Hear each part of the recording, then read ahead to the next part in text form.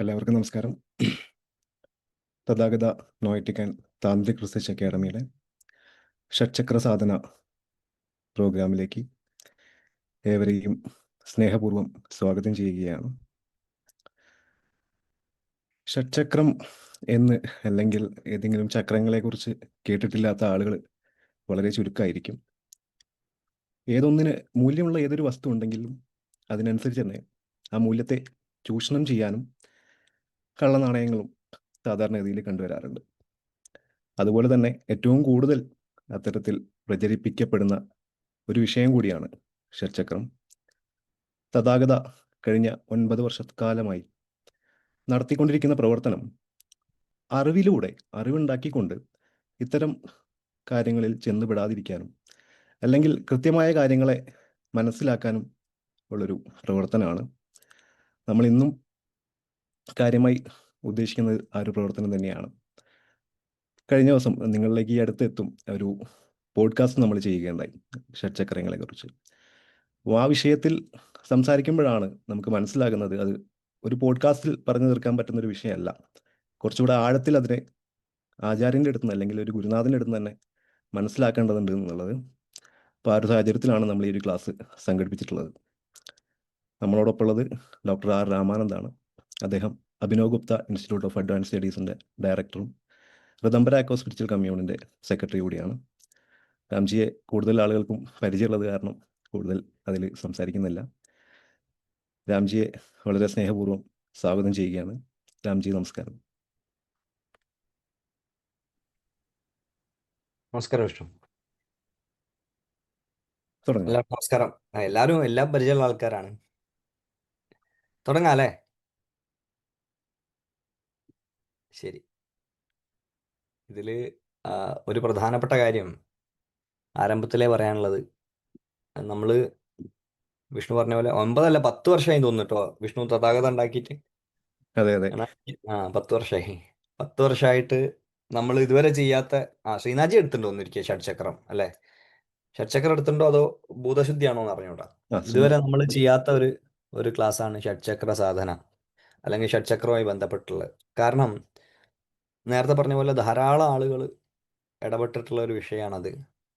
പക്ഷെ ധാരാളം ആളുകൾ ഇടപെടുന്ന സമയത്ത് ഒരു വഴിയിൽ കൂടെ ഒരുപാട് പേര് പോകുന്ന സമയത്ത് ആ വഴിക്ക് വൃത്തി ഉണ്ടാവുക വേണ്ടത് അല്ലേ? കുറേ ആളുകൾ സഞ്ചരിക്കുന്ന വഴി നന്നാവുകയല്ലേ വേണ്ടത്. പക്ഷെ നേരെ തിരിച്ചാണ് പലപ്പോഴും സംഭവിക്കാറുള്ളത്. ഈ പോയ ആളുകളൊക്കെ പലതരത്തിൽ വഴി അപകടം ഉണ്ടാക്കുന്ന പോലെ കണ്ടിട്ടുണ്ട്. എല്ലാവരും എന്നല്ല ഞാൻ പറയുന്നത്, കുറേ ഒരു ജനറൽ പെർസെപ്ഷനിലെ കാര്യം പറഞ്ഞാണ്. അപ്പോഴാണ് തോന്നിയത് ഷഡ്ചക്രങ്ങളെ കുറിച്ച് ഒരു കാര്യമായിട്ടുള്ള സാധനാപരമായിട്ടുള്ള ഒരു ഒരു ഒരു ക്ലാസ് സംഘടിപ്പിക്കണം എന്ന് തോന്നിയത്. അപ്പം ഇതിൻ്റെ ഇടയ്ക്ക് നമ്മൾ സൗന്ദര്യലഹരിക്ക് വേണ്ടി ഒരുങ്ങിയിരിക്കുന്ന സമയമാണ്. അപ്പോഴാണ് വിഷ്ണു പറഞ്ഞത് എന്നാൽ പിന്നെ ഈ പറഞ്ഞ ഒരു പോഡ്കാസ്റ്റിൻ്റെ ഇടയിലാണ് ചോദിച്ചത്, എന്നാൽ പിന്നെ ഇതൊന്ന് ഡീറ്റെയിൽ ആയിട്ട് ഒരു ക്ലാസ്സായി എടുത്തൂടെ എന്ന് ചോദിച്ചു. അപ്പോഴാണ് എന്നാൽ ശരി ഒരു ക്ലാസ് ആയിട്ട് എടുക്കാം എന്നുള്ള ധാരണ വന്നത്. അപ്പം നമ്മൾ അടിസ്ഥാനപരമായിട്ട് നമ്മുടെ എല്ലാ ക്ലാസ്സുകളും ശ്രദ്ധിച്ചിട്ടുള്ള ആളുകൾക്ക് അറിയാം, നമ്മൾ ഒരു കാര്യത്തെ, ആധ്യാത്മിക വിഷയത്തെ ഏതെങ്കിലും ഒരു ഗ്രന്ഥത്തിൽ സ്ക്രിപ്ചറിൽ ഊന്നി നിന്നാണ് സംസാരിക്കാറ്. അത് യോഗിനി ഹൃദയ ആവട്ടെ, സൗന്ദര്യലഹരി ആവട്ടെ, അല്ലെങ്കിൽ വൈവസ്യ രഹസ്യ ആവട്ടെ, ഇപ്പം ഈ അടുത്ത ബാലാവിംശതി ആവട്ടെ, ശിവസൂത്ര ആവട്ടെ, ഇതെല്ലാം വിജ്ഞാന ഭൈരവതന്ത്ര ആവട്ടെ.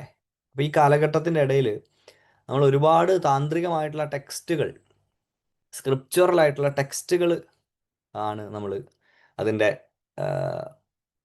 എന്താ പറയുക, അതിൻ്റെ ബലത്തിൽ നിന്നാണ് സംസാരിച്ചിട്ടുള്ളത്.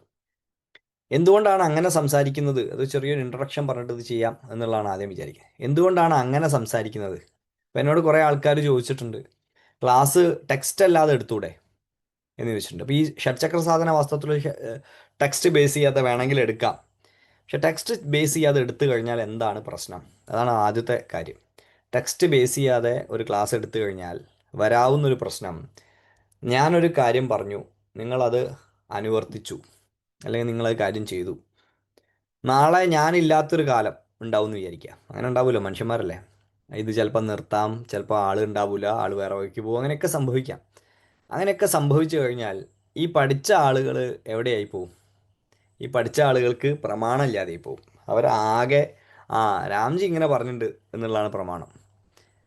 പക്ഷേ നേരെ മറിച്ച് അതൊരു ടെക്സ്ച്വലായിട്ട് ആണ് സംസാരിച്ചതെങ്കിൽ നിങ്ങൾക്ക് ആ ടെക്സ്റ്റ് ഫോളോ ചെയ്യുന്നതിനുള്ള ധാരാളം ഗുരുക്കന്മാർ, നല്ല ഗുരുക്കന്മാർ ഈ സമയം കൊണ്ട് ഞാൻ വിശ്വസിക്കുന്നത് നമ്മൾ ഇത്രയും കാലത്തെ പ്രവർത്തനം കൊണ്ട് എല്ലാവർക്കും ഇതിലൊരു വ്യക്തമായ ധാരണ ലഭിച്ചിട്ടുണ്ട് എന്നാണ് ഞാൻ വിചാരിക്കുന്നത്.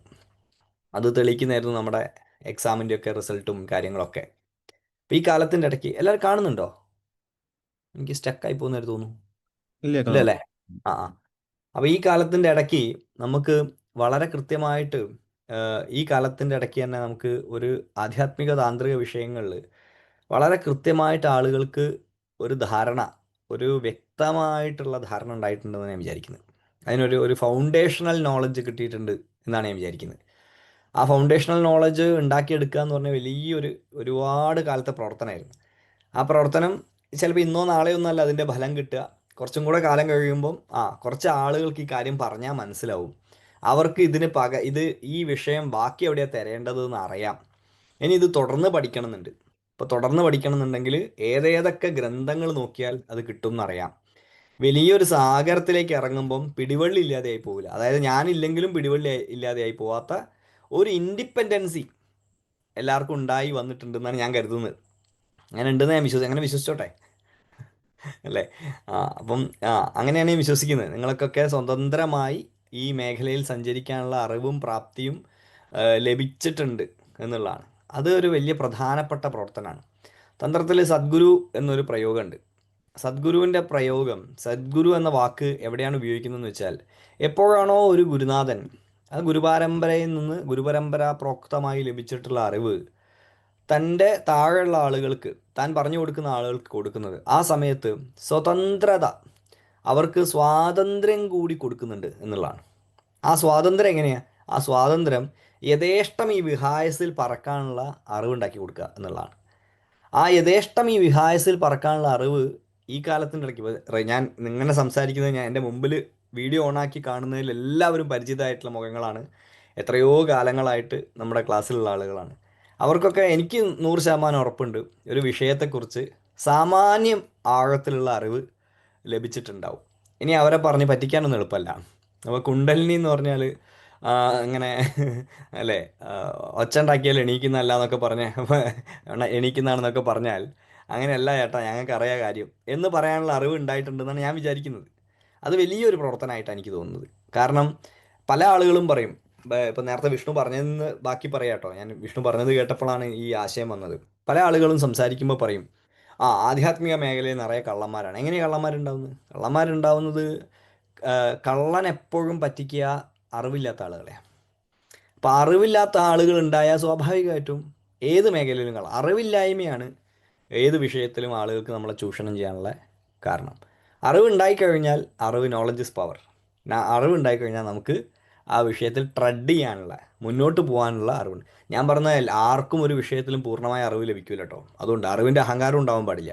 ഇപ്പോൾ കുണ്ടലിനെക്കുറിച്ച് നമ്മൾ 4 ക്ലാസ് കേട്ടു അല്ലെങ്കിൽ ഒരു ക്ലാസ് കേട്ടു എന്നുള്ളതുകൊണ്ട് കുണ്ടലിനീൻ്റെ വിജ്ഞാനം മുഴുവൻ നമുക്ക് മനസ്സിലായി എന്നൊന്നും ഒരു തരത്തിലും പറയാൻ പറ്റില്ല. അത് എടുക്കുന്ന എനിക്കും കേൾക്കുന്ന നിങ്ങൾക്കും എനിക്ക് പറഞ്ഞു തന്ന ആൾക്കും മനസ്സിലായിട്ടുണ്ടാവില്ല. കാരണം അത് അത്രയും വിശാലമായ പാരാവാരം പോലെ കിടക്കുന്ന വലിയൊരു മേഖലയാണ്. എങ്കിൽ പോലും അതിൻ്റെ അകത്ത് അടിസ്ഥാനപരമായി വേണ്ട കാര്യങ്ങൾ എന്തൊക്കെയാണെന്നൊക്കെ നമുക്ക് ഈ കാലത്തിൻ്റെ ഇടയ്ക്ക് മനസ്സിലായിട്ടുണ്ടാവും. അപ്പോൾ ആ അർത്ഥത്തിൽ വിഷ്ണു പറഞ്ഞതിനോട് ചേർത്ത് ഞാൻ പറയുകയാണ്, ആ അർത്ഥത്തിൽ വലിയ കൃതാർത്ഥത തോന്നുകയാണ്. കാരണം 10 വർഷം മുമ്പ് തഥാഗതം ആരംഭിക്കുന്ന സമയത്ത് തന്ത്ര ക്ലാസ്സുകൾ ഓഫ്ലൈനായിട്ട് എടുക്കാൻ വേണ്ടി മാത്രം തുടങ്ങിയ ഒരു പ്രസ്ഥാനമാണ് തഥാഗതം. അന്ന് ഞാനതിൻ്റെ ചെയർമാനും ശ്രീനാഥ്ജി എൻ്റെ വൈസ് ചെയർമാനും ആയിരുന്നു. അങ്ങനെ ഒരു സംഘടനയൊക്കെ ഉണ്ടായിരുന്നു അന്ന്. അപ്പം ആ കാലത്ത് കൂടുതൽ പ്രവർത്തനം എന്താ പറയുക, നമ്മുടെ ക്ലാസ്സുകൾ, ഓഫ്ലൈൻ ക്ലാസ്സുകൾ, അന്ന് ഓഫ്ലൈൻ ക്ലാസ്സുകളേ ഉള്ളൂ, ഓൺലൈൻ ക്ലാസ്സുകൾ തുടങ്ങിയിട്ടില്ല. കൊറോണയ്ക്ക് ശേഷമാണ് ഓൺലൈൻ ക്ലാസ്സുകളിലേക്ക് നമ്മൾ ശ്രദ്ധ കേന്ദ്രീകരിക്കുന്നത്. ആദ്യഘട്ടത്തിൽ ഒരു ബുദ്ധിമുട്ടായിരുന്നു ഓൺലൈൻ ക്ലാസ്സുകൾ എങ്ങനെയാണ് എന്നൊക്കെ ഉള്ളത്. പക്ഷെ പിന്നീട് കോവിഡ് ഭഗവതി അനുഗ്രഹിച്ചതിന് ശേഷം ഓൺലൈൻ ക്ലാസ്സുകളാണ് ധാരാളം ആളുകളിലേക്ക് നമ്മുടെ പ്രവർത്തനത്തെ എത്തിക്കാൻ സഹായിച്ചത്. ധാരാളം ആളുകൾക്ക് അവർക്ക് അവരുടെ വീട്ടിലിരുന്ന് സ്വതന്ത്രമായി സ്വസ്ഥമായി കേൾക്കാനും പിന്നീട് റെക്കോർഡിംഗ് കേൾക്കാനും ഒക്കെ പറ്റിയത് അതുകൊണ്ടാണ്. അപ്പോൾ ആ കാലത്തിനൊക്കെ നമ്മൾ മഹാഭാരതം മുഴുവൻ സംസാരിച്ചു. ഒരു 18 ദിവസം നീണ്ടു നിൽക്കുന്ന മഹാഭാരതം മുഴുവൻ 18 പർവ്വങ്ങളും മഹാഭാരതം ഇതായിട്ടിട്ടത്. കുറേ ആൾക്കാർ ഇപ്പോഴും അത് കേട്ടോണ്ടിരിക്കുക.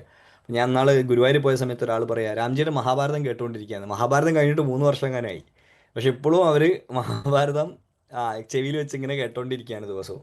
അപ്പം അങ്ങനെ വലിയൊരു സാധ്യത ഈ കാലത്ത് തുറന്നു വന്നു. ആ സാധ്യതയിൽ ഒരു ചെറിയ പ്രശ്നമുണ്ട്. ആ പ്രശ്നം എന്താണെന്ന് വെച്ചാൽ പരമാവധി നമുക്ക് 1 മണിക്കൂറേ ഉള്ളൂ. ഇന്ന് ഇന്നാണ് നമ്മൾ 8:30 തുടങ്ങി. ഇനി എല്ലാ ദിവസവും 8:30 എനിക്ക് അറിഞ്ഞൂടാ. ആണെങ്കിൽ തന്നെ 9:30 വരെയുള്ളൂ.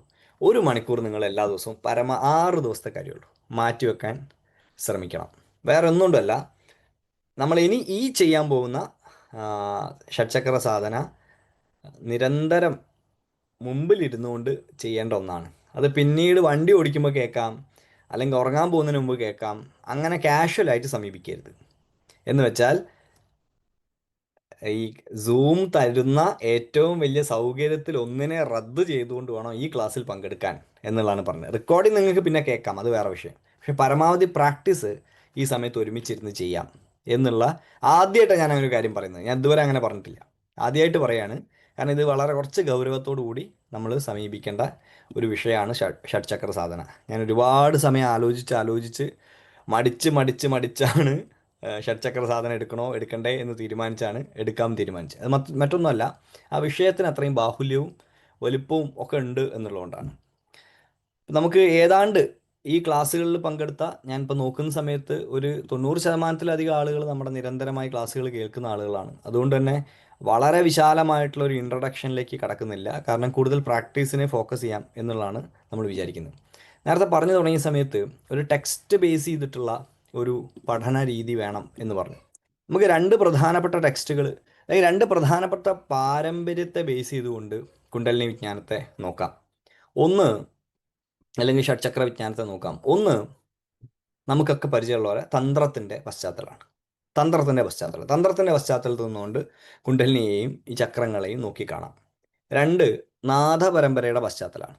നാഥപരമ്പരയുടെ പശ്ചാത്തലം മത്സ്യേന്ദ്രനാഥൻ, ഗോരക്ഷാനാഥൻ തുടങ്ങിയ നാഥപരമ്പരയുടെ, ഇപ്പോൾ യോഗി ആദിത്യനാഥ് വരെ വന്നെത്തി നിൽക്കുന്ന നാഥപരമ്പരയുടെ ഹഠയോഗികളുടെ പാരമ്പര്യത്തിൽ നിന്നുകൊണ്ട് വേണമെങ്കിൽ നമുക്ക് കുണ്ടലിനി വിജ്ഞാനത്തെ നോക്കിക്കാണാം. പക്ഷെ ഇവിടെ സ്വാഭാവികമായിട്ടും നമ്മൾ തന്ത്രത്തിൻ്റെ പശ്ചാത്തലത്തിലാണ് നമ്മുടെ ദീക്ഷയും കാര്യങ്ങളും എല്ലാ കാര്യങ്ങളും ഉള്ളത് കൊണ്ട് നമ്മൾ തന്ത്രത്തിൻ്റെ പശ്ചാത്തലത്തിലാണ് നോക്കിക്കാണുന്നത്. ഇപ്പോൾ തന്ത്രത്തിൻ്റെ പശ്ചാത്തലത്തിൽ നോക്കിക്കാണുമ്പോൾ തന്ത്രത്തിൽ ഏത് പാരമ്പര്യത്തിൽ നോക്കിക്കാണാം, അതാണ് വളരെ പ്രധാനപ്പെട്ട കാര്യം. അപ്പോൾ നിങ്ങൾ ഷഡ്ചക്ര നിരൂപണം എന്ന് പറയുന്ന ഒരു ഗ്രന്ഥം ചിലപ്പോൾ കേട്ടിട്ടുണ്ടാവും. ആർതർ ആവലൺ എന്ന് പറയുന്ന വളരെ പ്രസിദ്ധനായിട്ടുള്ള, ഭാരതീയനല്ലാതിരുന്നിട്ട് പോലും ഭാരതത്തിൽ വരികയും തന്ത്രത്തെ മനസ്സിലാക്കുകയും പഠിക്കുകയും ചെയ്തിട്ടുള്ള ജോൺ വുഡ്രോഫ് എന്ന് പറയുന്ന, ഒരു മിനിറ്റ്,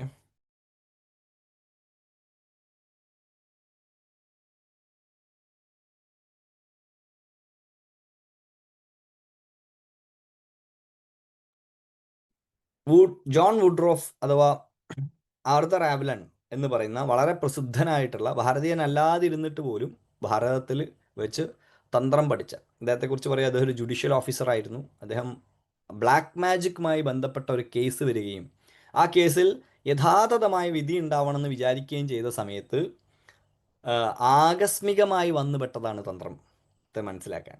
പിന്നീട് അവിടുന്ന് അദ്ദേഹത്തിൻ്റെ ജോലിയെല്ലാം വിട്ട് അദ്ദേഹം ഒരു പൂർണ്ണസമയ താന്ത്രികനായിട്ട് മാറുന്ന ഒരു കാഴ്ചയാണ് കണ്ടിട്ടുള്ളത്. അപ്പം നമ്മൾ നോക്കുന്ന സമയത്ത് ഗാർലൻഡ് ഓഫ് ലെറ്റേഴ്സ് അല്ലെ, അക്ഷരമാല എന്നല്ലേ ആ വാക്ക്, അത് ഇംഗ്ലീഷിലാക്കിയാൽ garland of letters, Shakti and Shakta, അല്ലെങ്കിൽ ജോൺ വുഡ്രോഫിൻ്റെ സെർപ്പൻ പവർ കുണ്ഡലിനി എന്നൊക്കെ പറയുന്ന ധാരാളം പുസ്തകങ്ങൾ തന്ത്രത്തെക്കുറിച്ച്, വളരെ ഗഹനമായിട്ടുള്ള പുസ്തകങ്ങൾ അദ്ദേഹം രചിച്ചു. അതിൽ ഏറ്റവും വളരെ പ്രധാനപ്പെട്ട ഒരു പുസ്തകമാണ് സെർപ്പൻ പവർ എന്ന് പറയുന്ന പുസ്തകം. ആ പുസ്തകത്തിന് ആധാരമായിരിക്കുന്ന കാര്യം മറ്റൊന്നുമല്ല, ആ പുസ്തകത്തിന് ആധാരമായിരിക്കുന്ന കാര്യം ഈ പറയുന്ന ഷഡ്ചക്ര നിരൂപണമാണ്. ഷഡ്ചക്ര നിരൂപണം വളരെ പ്രസിദ്ധമായിട്ടുള്ള ഒരു ഗ്രന്ഥമാണ്. എല്ലാവർക്കും വായിച്ച് നോക്കാൻ പറ്റുന്ന ഒരു ഗ്രന്ഥമാണ്. ആ ഭാഷയോട് നിങ്ങൾക്ക് അത് വായിച്ച് നോക്കിയാൽ മനസ്സിലാവുന്ന എൻ്റെ അഭിപ്രായം. കാരണം വരിവസ്യ രഹസ്യമൊക്കെ കേട്ട ആളുകൾ ഇതിൻ്റെ അകത്തുണ്ട്.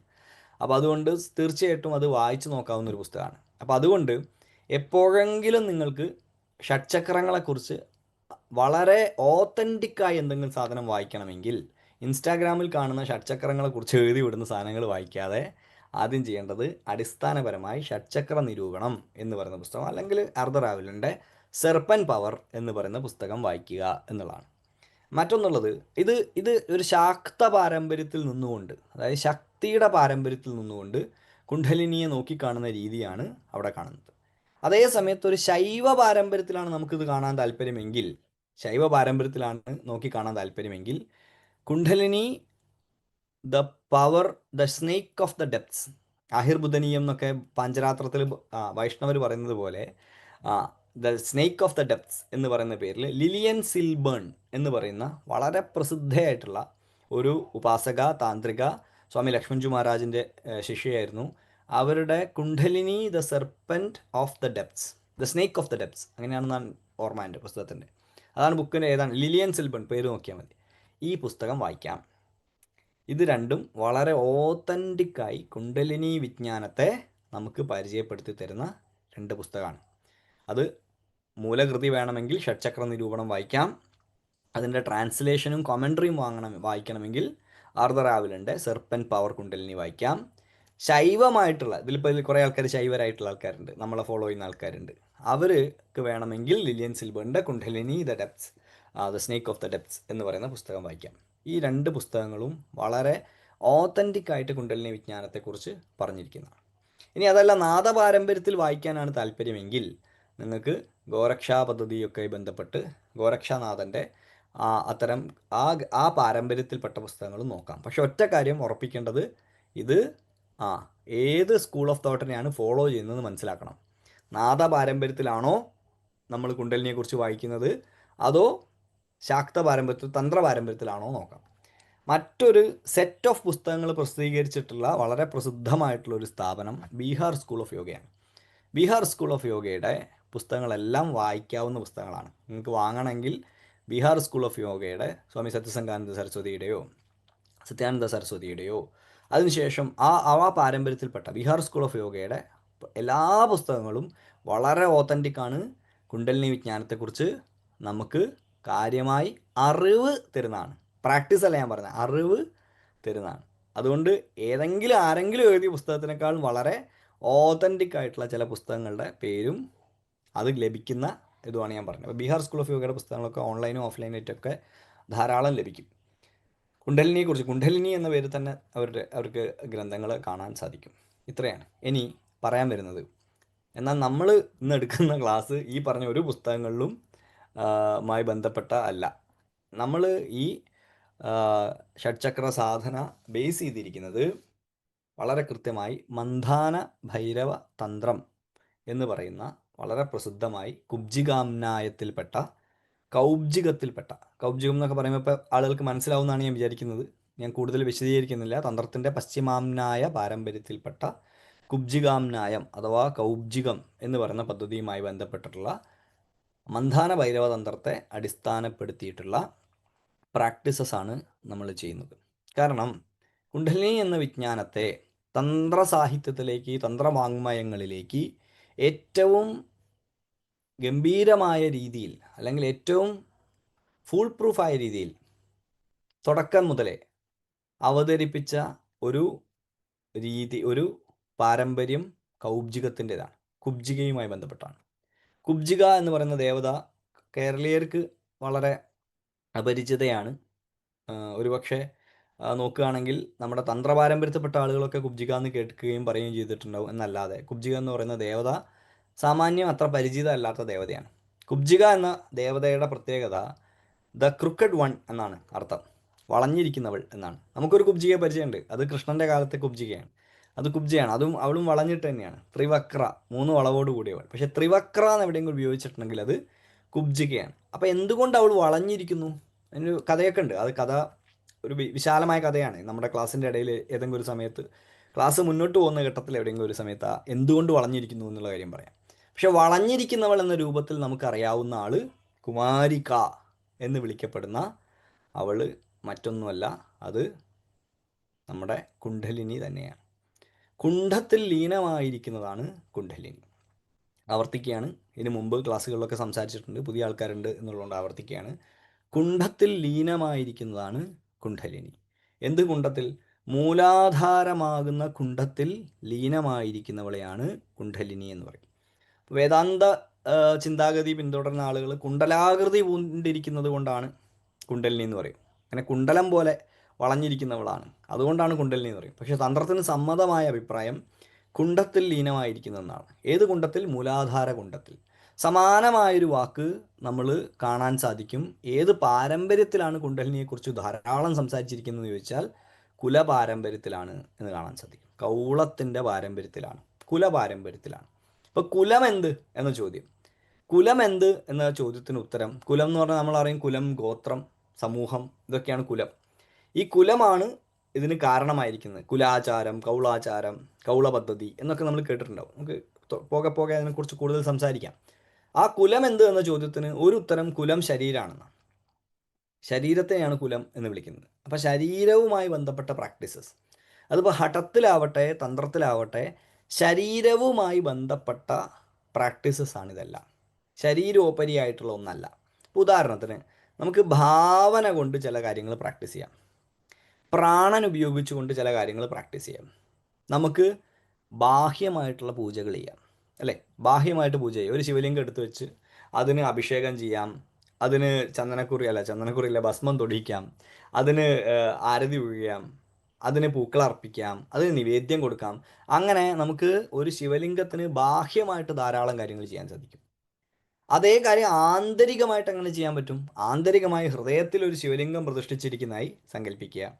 ആ ഹൃദയത്തിൽ പ്രതിഷ്ഠിച്ചിരിക്കുന്ന ശിവലിംഗത്തിൽ പൂക്കൾ അർപ്പിക്കാം, ആ ശിവലിംഗത്തിൽ അർച്ചന ചെയ്യാം, ആ ശിവലിംഗത്തിൽ പൂജ ചെയ്യാം. ഇതെല്ലാം എന്ത് ചെയ്യുന്നു? ഇതെല്ലാം വ്യക്തിയെ ഉയർന്ന ഒരു ഉപാസനാ തലത്തിലേക്ക് കൊണ്ടുവരുന്നു. കാരണം ഒരു ഉപാധിരഹിതമായ ഉപാസനയാണ്. ഉപാധിയില്ല, നേരെ മുമ്പിൽ ഒരു ഉപാധിയില്ല. ഉപാധി ഇല്ല എന്ന് വരുമ്പോൾ എന്ത് വരുന്നു? ഉപാധി ഇല്ല എന്ന് പറയുമ്പോൾ ആലംബമില്ലാത്ത അവസ്ഥ വരുന്നു. ആലംബമില്ലാത്ത അവസ്ഥ എന്ന് പറഞ്ഞാൽ എന്താ? നിരാലംബതയാണ്, അല്ലേ? നിരാലംബമാവുക. അപ്പം നിരാലംബമാവുന്നത് ഒരു വളരെ പ്രധാനപ്പെട്ട കാര്യമാണോ എന്ന് ചോദിച്ചാൽ ശൈവത്തിലും തന്ത്രത്തിലൊക്കെ അത് വലിയ കാര്യമാണ്. നിങ്ങൾക്ക് ആലംബം ഇല്ലാതെയാവുക. ആലംബം ഏതെങ്കിലും തരത്തിൽ നോക്കിയാൽ ആലംബം ഒരു ഡിപ്പെൻഡൻസിയാണ്, ഒരു ഒരു തരത്തിലുള്ള കെട്ടലാണ്, ഒരു പിടുത്തം അവിടെ ഉണ്ട്. ആ ആലംബം ഇല്ലാതെ ആവുന്ന സമയത്ത് നമുക്ക് നിരാലംബത അനുഭവപ്പെടും, വീഴാൻ പോകും. എവിടെയെങ്കിലും ഒന്ന് പിടിച്ച് നിൽക്കണം. അപ്പം ഈ ആലംബം ഒരു തരത്തിൽ നമുക്ക് ഡിപ്പെൻഡൻസി ഉണ്ടാക്കുന്നു. നിരാലംബത എന്ത് ഉണ്ടാക്കുന്നുണ്ട്? നല്ല അർത്ഥത്തിൽ പോസിറ്റീവ് നിരാലംബത, അല്ല ആരും ഇല്ലാതെ പോകുന്ന അവസ്ഥയല്ല. ആ നിരാലംബത എന്ത് ഉണ്ടാക്കുന്നുണ്ട്? നമുക്ക് വലിയ സ്വാതന്ത്ര്യം തരുന്നുണ്ട്. ആ സ്വാതന്ത്ര്യമാണ് വ്യക്തിയെ അനാശ്രിതത്വത്തിലേക്ക് നയിക്കുന്നത്. അനാശ്രിതത്വത്തിലേക്ക്. അനാശ്രിതത്വം എന്ന് പറയുമ്പോൾ ആരെയും ഡിപ്പെൻഡൻ്റ് ആവാതിരിക്കുക. ഇൻഡിപെൻഡൻസ് എന്നാണ് ആ വാക്ക്. ഇൻഡിപെൻഡൻസ്, അല്ലേ? ഇൻഡിപെൻഡൻസ്, സ്വാതന്ത്ര്യം, അതാണ് സ്വതന്ത്രം, ഇൻഡിപെൻഡൻസ്. പക്ഷേ ഇൻഡിപെൻഡൻസിന് മുമ്പ് ഒരവസ്ഥയുണ്ട്. ഡിപ്പെൻഡൻസ് ആണ് ആദ്യത്തെ അവസ്ഥ. ഡിപ്പെൻഡൻസ് എന്താണ്? ഒരാളെ മേൽ ആശ്രയിക്കുക. അപ്പോൾ ഒരു പൂജ ചെയ്യുക, പുറത്തൊരു കാര്യം പൂജ ചെയ്യുമ്പോൾ ഒരു ഡിപ്പെൻഡൻസ് ഉണ്ട്, ഒരു ഡിപ്പെൻഡൻസി ഉണ്ട് അതിൽ. ഇപ്പോൾ ശിവലിംഗം ആവട്ടെ, അതിൽ ബാഹ്യമായൊരു പൂജ ചെയ്യുമ്പോൾ അതിലൊരു ഡിപ്പെൻഡൻസി ഉണ്ട്. ഇനി ആ ശിവലിംഗത്തെ അവിടുന്ന് ഹൃദയത്തിലേക്ക് മാറ്റി. അങ്ങനെയൊരു കഥയുണ്ട്, നിങ്ങൾ കേട്ടിട്ടില്ലേ? വളരെ പ്രസിദ്ധമായിട്ടുള്ള കഥ.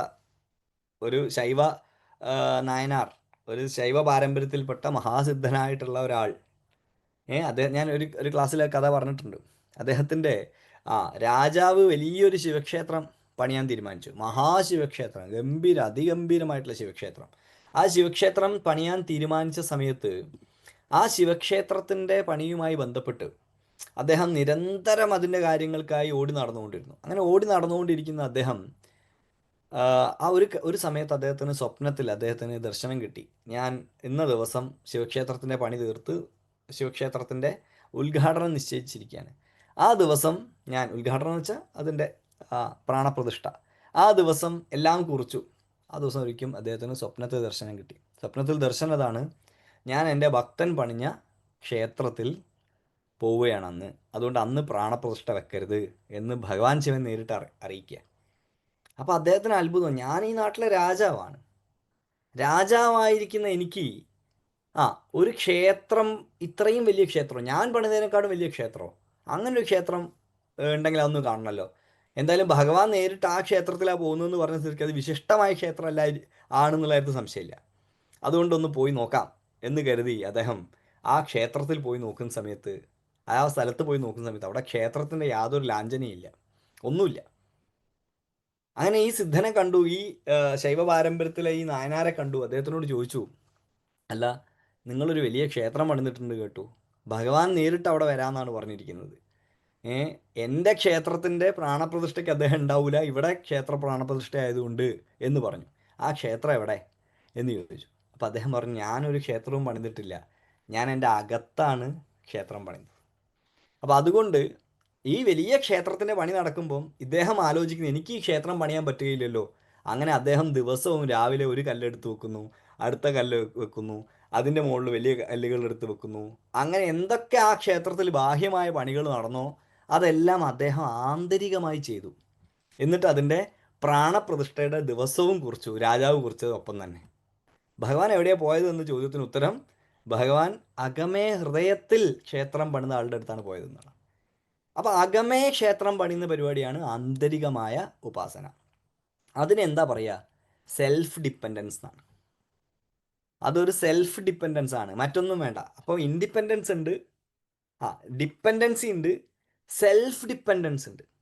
ഇനിയോ സ്വാലംബത, സ്വാലംഭാവ, സ്വ ആണ്, അല്ലെങ്കിൽ സ്വന്തം സ്വത്വമാണ് ഒരാൾക്ക് അവലംബമായി വരുന്നത്.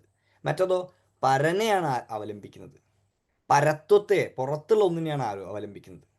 അതിനകത്തേക്ക് വരുമ്പോഴോ അവനവനെ അവലംബിക്കുക. ഇനി അതിൻ്റെ മുകളിലോ നിരാലംബത. നിരാലംബത എന്താണ്? ഒരു തരത്തിൽ പറഞ്ഞാൽ അവനവനെ തന്നെ അവലംബിക്കാതിരിക്കുക. എങ്ങനെ?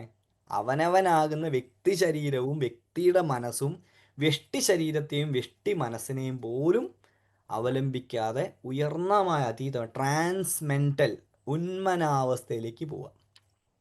അപ്പോൾ നേരത്തെ സമനാവസ്ഥയാണ്, മനസ്സുള്ള അവസ്ഥയാണ്. മനസ്സുണ്ടെങ്കിലല്ലേ മനസ്സിൻ്റെ ഉള്ളിൽ എന്തിനേയും വെക്കാൻ പറ്റുള്ളൂ. മനസ്സ് പോലും ഇല്ലാത്ത അവസ്ഥയോ ഉന്മനാവസ്ഥ, ട്രാൻസ്മെൻ്റൽ. അങ്ങനെ ട്രാൻസ്മെൻ്റൽ ആയിട്ടുള്ള ഒരു അവസ്ഥയിലേക്ക് വ്യക്തിയെ കൊണ്ടുപോകുന്ന ഉപാസന. ഇങ്ങനെ 3 തരം ഉപാസനകളും ഭാരതത്തിൽ ഉണ്ട്. ഈ 3 ഉപാസനയും ഒന്നിനേക്കാൾ ശ്രേഷ്ഠ എന്ന് പറയാൻ പറ്റില്ല. നിരാലംബത തീർച്ചയായിട്ടും നിരാലംബമായ അവസ്ഥ കൊണ്ട് ഒരു പ്രത്യേക സാഹചര്യത്തിൽ ഉയർന്നതാണെന്ന് പറയാം. അവലംബിച്ചുകൊണ്ട് ഒരാൾ ശിവക്ഷേത്രത്തിൽ പൂജ ചെയ്യുന്നത് മോശമെന്ന് പറയാൻ പറ്റുമോ? അങ്ങനെയും പറയാൻ പറ്റില്ല. അതിന് ഹൃദയത്തിൽ വെച്ചിരിക്കുന്ന അതെങ്കിൽ സംബന്ധിയായിക്കൊണ്ട് ഒരാൾ ഉപാസന ചെയ്യുന്ന അതും മോശമെന്ന് പറയാൻ പറ്റും, അതും മോശമെന്ന് പറയാൻ പറ്റില്ല. ഒന്നിനേക്കാൾ ശ്രേഷ്ഠമല്ല. ഇതിനെ യഥാക്രമത്തിൽ ആണവം, ശാക്തം, ശാംഭവം എന്ന് പറഞ്ഞിരിക്കുന്നു. ആണവമാണ് ഒരു അവലംബത്തോടു കൂടെയുള്ള പൂജ. ശാക്തമാണ് സ്വാവലംബത്തോടു കൂടെയുള്ള പൂജ. ശാംഭവാണ് അതിൽ നിന്നും ഉയർന്ന പൂജ. ഇനി വേറൊരു അവസ്ഥ ഉണ്ട്, അനുപായം എന്ന് പറയുന്ന അവസ്ഥ. ഒരു ഉപായവും ഇല്ലാത്ത അവസ്ഥ, അവധൂതന്മാരെ പോലെ അവരിങ്ങനെ നടക്കുകയാണ്. അവർക്ക് വീണ സ്ഥലം, നമ്മൾ പറയും വീണയിടം വിഷ്ണുലോകം എന്ന് പറയും. വീണയിടം വിഷ്ണുലോകം എന്ന് പറയുന്ന വാക്ക് മോശമായിട്ട് പറയേണ്ട വാക്കല്ല, നല്ല വാക്കാണ്. ഒരാൾക്ക് വീണയിടം വിഷ്ണുലോകം, അയാൾ പറയും അയാൾക്ക് അങ്ങനെ ഒരു ഉത്തരവാദിത്വമൊന്നുമില്ല, വീണയിടം വിഷ്ണുലോകമാണ്. മോശമായിട്ട് നമ്മളെല്ലാ കാര്യങ്ങളെയും മോശമായിട്ടാണ് പറയും. അങ്ങനെയല്ല, വീണ സ്ഥലം വിഷ്ണുലോകമാണെന്ന് കരുതുന്ന ഒരു വ്യക്തി സിദ്ധനല്ലേ, മഹാസിദ്ധനല്ലേ. ഒരാൾ നടന്നു പോകുമ്പോൾ ഓടയിലാണ് വീണു പോയത്, അയാൾ ഇത് വിഷ്ണുവിൻ്റെ ലോകം തന്നെ എന്ന് വെച്ചാൽ അവിടെ കിടക്കുക എന്ന് വിചാരിച്ചാൽ അയാൾക്ക് ഉച്ചനീചത്വങ്ങളില്ല, ഭേദാവസ്ഥ ഇല്ലാത്ത ഒരാളാണ്. അങ്ങനെയുള്ള ഒരാൾ ആണ് വീണയിടം വിഷ്ണുലോകം എന്ന് കരുതുന്ന ആൾ, മഹായോഗി, മഹാസിദ്ധൻ. അങ്ങനെയുള്ള ആളുകളാണ് അനുപായികൾ എന്ന് പറയുന്ന ഉപായം സ്വീകരിച്ചിരിക്കുന്നത്. അങ്ങനെ കുണ്ഠത്തിൽ ലീനമായിരിക്കുന്നത് എന്ന് പറയുന്ന കുണ്ഡലിനി, ഇവിടെ കുണ്ഠം ഇരിക്കുന്നത് എവിടെയാണ്? കുണ്ഠം ഇരിക്കുന്നത് ശരീരത്തിൽ മൂലാധാരത്തിലാണ്. ആ മൂലാധാരത്തിലെയാണ് നമ്മൾ കുണ്ഠം, കുലകുണ്ഠം എന്ന് കുലകുണ്ടാലയെ എന്ന് നമുക്ക് ലളിതാ സഹസ്രനാമത്തിലൊക്കെ കാണാൻ സാധിക്കും. കുളത്തിൽ, ഏത് കുളത്തിൽ? ലാ ള അഭേദമാണ്, ലാന്നോ ളാന്നോ ഉപയോഗിക്കാം. അപ്പം ലാ ള അഭേദം വെച്ച് നോക്കിക്കഴിഞ്ഞാൽ കുളത്തിൽ, കുളകുണ്ടാലയത്തിൽ താമസിക്കുന്നവളായിരിക്കുന്നവൾ കുണ്ഡലിനി. ആ വാക്കിൽ നിന്ന് തന്നെയാണ് കുലം എന്ന വാക്കും ഉണ്ടാവുന്നത്. കുലം, കു എന്ന വാക്കിന് കു എന്ന് പറഞ്ഞാൽ ഭൂമി, ലം എന്ന വാക്കിന് ലീനം എന്നർത്ഥം. അങ്ങനെ ഭൂമിയിൽ ലീനമായിരിക്കുന്നത് എന്ത് എന്ന ചോദ്യത്തിന് ഭൂമിയിൽ ലീനമായിരിക്കുന്നത് ശരീരത്തിൽ ഭൂമി എവിടെയാണ്? മൂലാധാര ചക്രമായിരിക്കുന്ന ചക്രത്തിൽ പൃഥ്വി തത്വം ആണ് അവിടുത്തെ തത്വം.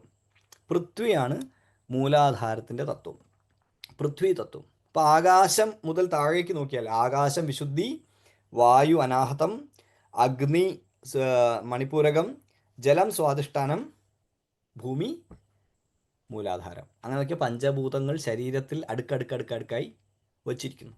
ആ അടുക്കടുക്കടുക്കായി ശരീരത്തിൽ പഞ്ചഭൂതങ്ങളാൽ നിർമ്മിതമായ ശരീരം നോക്കൂ, അർത്ഥം സഹിതമായി നോക്കുകയാണെങ്കിലും ശരിയാണ്. ശബ്ദം ഉൽപ്പാദിപ്പിക്കപ്പെടുന്ന ആകാശത്തിൻ്റെ തന്മാത്ര ശബ്ദമാണ്. ശബ്ദ തന്മാത്ര നമുക്ക് മുന്നോട്ട് പോകുമ്പോൾ മനസ്സിലാക്കാം. ശബ്ദ തന്മാത്ര ഇരിക്കുന്ന വോക്കൽ കോഡൊക്കെ സിറ്റുവേറ്റ് ചെയ്തിരിക്കുന്നത് ഇവിടെയാണ്. ഇനി നോക്കൂ, വായു ഇരിക്കുന്നത് ലങ്സും കാര്യങ്ങളൊക്കെ സിറ്റുവേറ്റ് ചെയ്തിരിക്കുന്ന ഭാഗം ഈ ഭാഗമാണ്. ജഠരാഗ്നി, ശരീരത്തിൽ ദഹിപ്പിക്കുന്ന അഗ്നി ഇരിക്കുന്ന ഭാഗം നമ്മുടെ വയറിലാണ്. അതിൻ്റെ താഴെ മൂത്രം തുടങ്ങിയിട്ടുള്ള ജലം ഇരിക്കുന്ന ഭാഗം, തേജസ് മൂത്രം തുടങ്ങിയിട്ടുള്ള ജലം ഇരിക്കുന്ന ഭാഗം, ശരീരത്തിൽ ജലം ഒരു റിസർവോയർ പോലെ വെച്ചിട്ടുണ്ട്. അത് എവിടെയാണ്? സ്വാധിഷ്ഠാനത്തിൻ്റെ അടുത്താണ്. ഇനി അതിൻ്റെ താഴെ മൂലാധാര ചക്രത്തിന് ഭൂമിയാണ്, അതിൻ്റെ തന്മാത്ര ഗന്ധമാണ്. ആ ഗന്ധം കൊണ്ട് ഏറ്റവും കൂടുതൽ അറിയപ്പെടുന്ന ഒന്നാണ് മലാശയം ഇരിക്കുന്നത് മൂലാധാരത്തിൻ്റെ അടുത്താണ്. നോക്കൂ, ശരീരത്തിൽ പഞ്ചഭൂതം ഇല്ല എന്ന് ഏതെങ്കിലും യുക്തിവാദി വാദിച്ചാൽ ശരിയാണോ? അത് നമുക്കിങ്ങനെ കാണിച്ചു തന്നെ കൊടുക്കാൻ പറ്റും. ഇങ്ങനെ കണ്ട മാത്രയിൽ ശരീരം പഞ്ചഭൂതങ്ങൾ ശരീരത്തിൽ എങ്ങനെയാണ് വെച്ചിരിക്കുന്നത് എന്ന് നേരിട്ട് ഇങ്ങനെ കാണിച്ചു കൊടുക്കാൻ പറ്റും. യുക്തി വെച്ചിട്ട് തന്നെ ഇത് കാണിച്ചു കൊടുക്കാൻ പറ്റും. യുക്തി വെച്ച് തന്നെ അത് കാണിച്ചു കൊടുക്കാൻ സാധിക്കും. അങ്ങനെയെങ്കിൽ മൂലാധാരത്തിൽ ഇരിക്കുന്നത് പൃഥ്വി തത്വം. ആ പൃഥ്വി തത്വത്തിലാണ് ആര് ഒളിച്ചിരിക്കുന്നത്? കുണ്ടലിനി പാമ്പ് ഒളിച്ചിരിക്കുന്നത്. കുണ്ടലിനി പാമ്പ് എന്നാണ് പറഞ്ഞിട്ടുള്ളത്. എനിക്ക് തോന്നുന്നത് തുടങ്ങിയ സമയത്ത് ഗിരീഷ് പുലിയൂർ പാടിയാന്ന് തോന്നുന്നു. കുണ്ടലിനി പാട്ടാണ് നിങ്ങൾ കേട്ടുകൊണ്ടിരുന്നിട്ടുണ്ടാവുക. ആട് പാമ്പേ പുനം തേട് പാമ്പേ അരുൾ ആനന്ദക്കൂത്ത് കണ്ടാട് പാമ്പേ, തിങ്കളും കൊന്നയും ചൂടും ഈശൻ തൻ പദ പങ്കജം ചേർന്ന് നിന്നാട് പാമ്പേ എന്ന് ശ്രീനാരായണ ഗുരുദേവൻ കുണ്ഡലിനിയെ പാമ്പായിക്കൊണ്ട് പറയാണ്.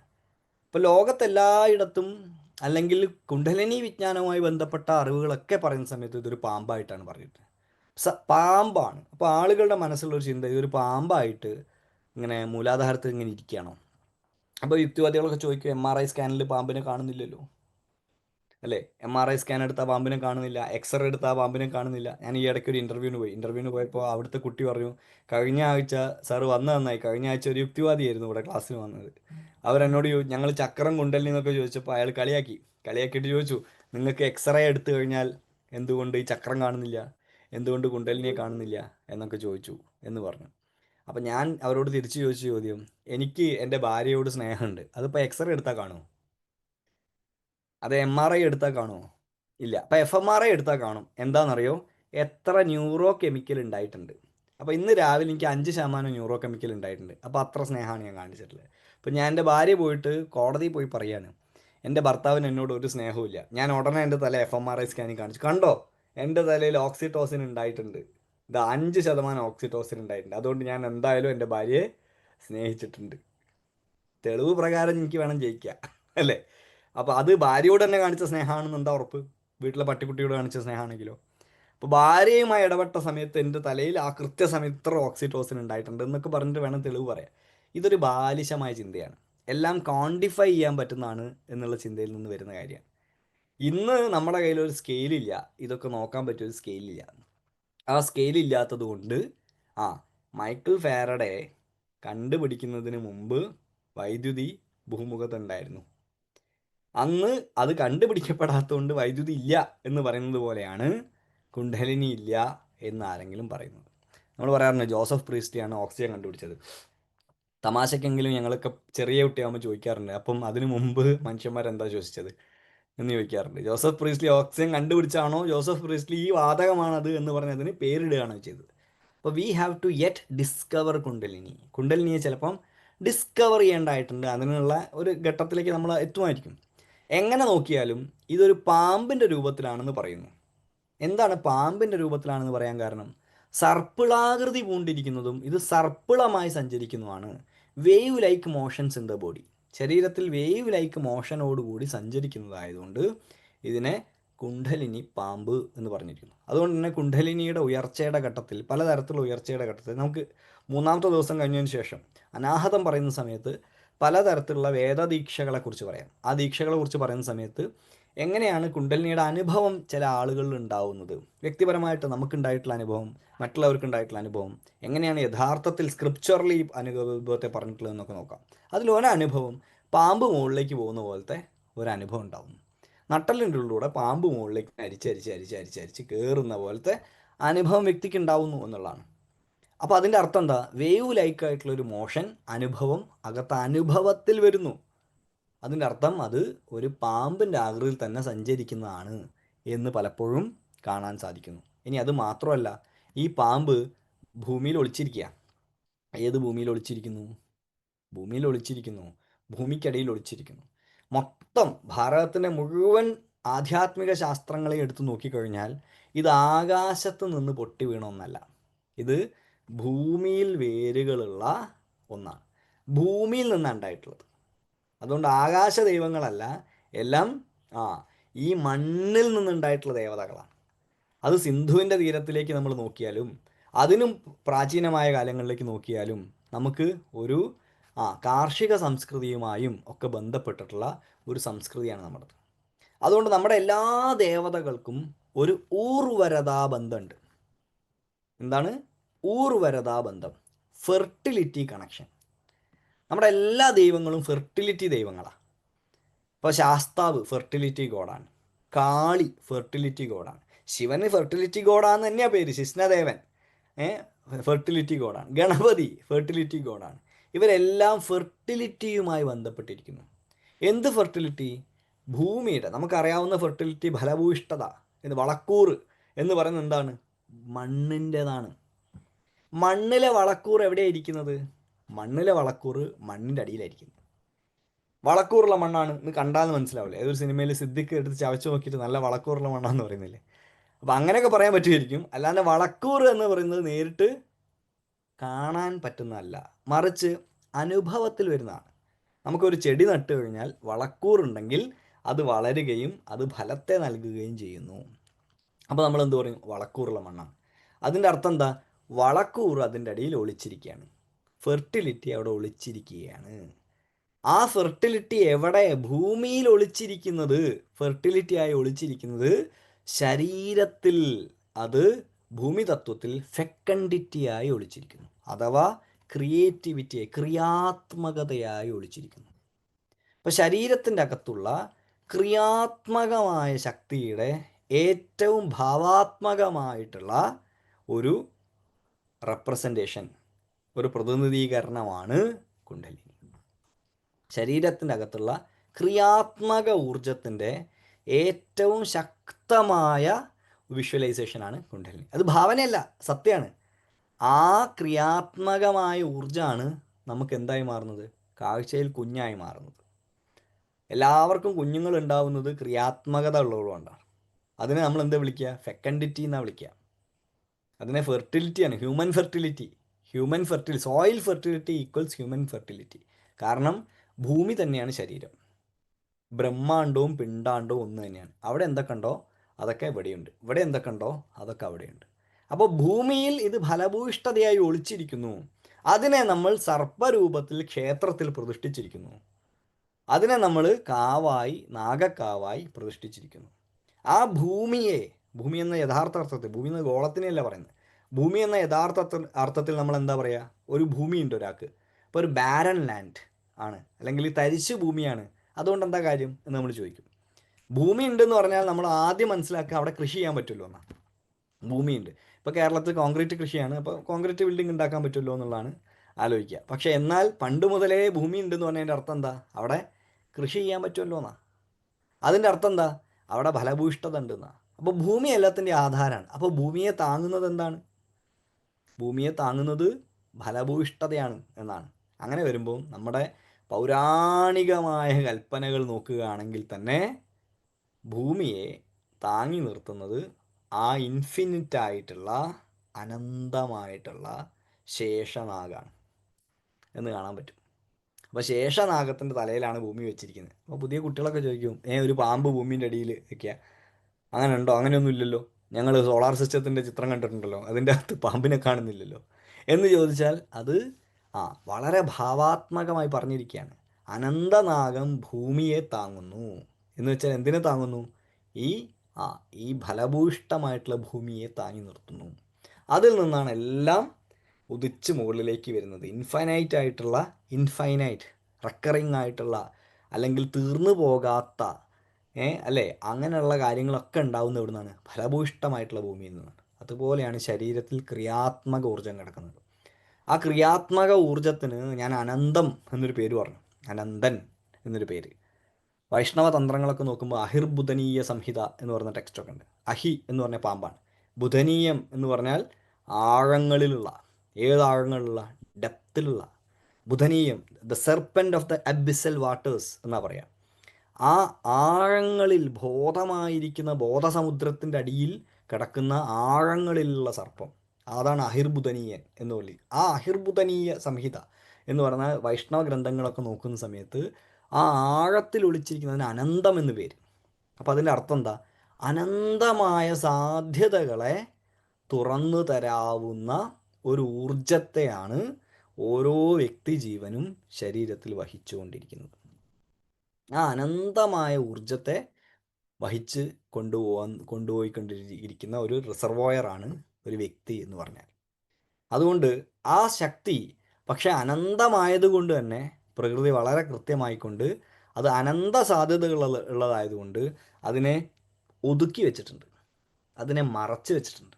കാരണം അത് ഇൻഫൈനൈറ്റ് ആയിട്ടുള്ള പവേഴ്സിനെ റിലീസ് ചെയ്യും. അത് അൺലീഷ് ചെയ്യുക വളരെ ശക്തമായിട്ടുള്ള പവേഴ്സിനെയാണ്. അതിനെ ശ്രദ്ധയില്ലാതെ പോയി കുത്തി ഇളക്കി കഴിഞ്ഞാൽ അത് എഴുന്നേൽക്കുന്ന ഒരു പാമ്പ് ഊതുന്ന പോലെ ഒരു ഊതൽ ഊതും. അത് ഊതിക്കഴിഞ്ഞാൽ എന്ത് സംഭവിക്കും? വ്യക്തിക്ക് വലിയ തരത്തിലുള്ള അപകടങ്ങൾ ഉണ്ടായേക്കാം. അതൊരു ആറ്റമിക് പവർ പോലെ അകമേ ഇരിക്കുന്ന ഒന്നാണ്.